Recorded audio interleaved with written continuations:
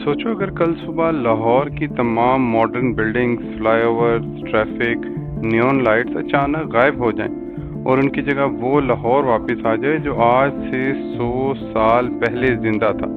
क्या आप इस शहर को पहचान पाएंगे?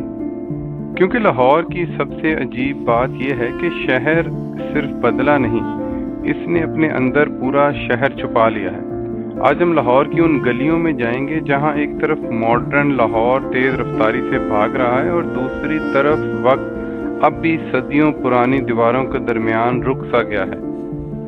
कभी इस लाहौर में लोग टांगों पर सफर करते थे, तंग गलियों में दुकानदारों की आवाजें गूंजती थी और शहर की पहचान उसकी बुलंद बिल्डिंग्स नहीं बल्कि उसके दरवाजे, बाजार और पुरानी हवेलियों से होती थी। फिर वक्त बदला, ब्रिटिश दौर आया, लाहौर रेलवे स्टेशन बना, माल रोड का नया चेहरा सामने आया और शहर आहिस्ता आहिस्ता पुरानी दीवारों से बाहर निकलने लगा।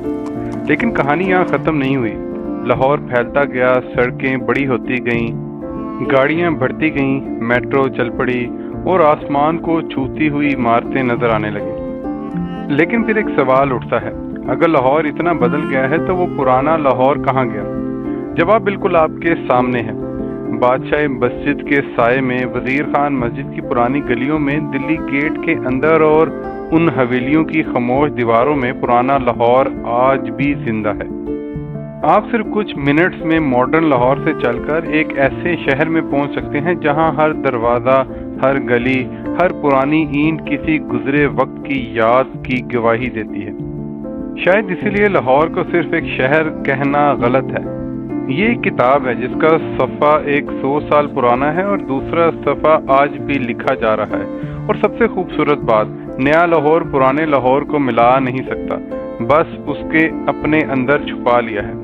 इसलिए अगली बार जब आप लाहौर की मॉडर्न रोड से गुजरें तो एक पल के लिए रुकना और सोचना, शायद इस जमीन के नीचे नहीं बल्कि शहर के अंदर एक और लाहौर भी जिंदा है। सो दोस्तों, यही है लाहौर, जहां वक्त गुजरता नहीं, सिर्फ अपने चेहरे बदलता है।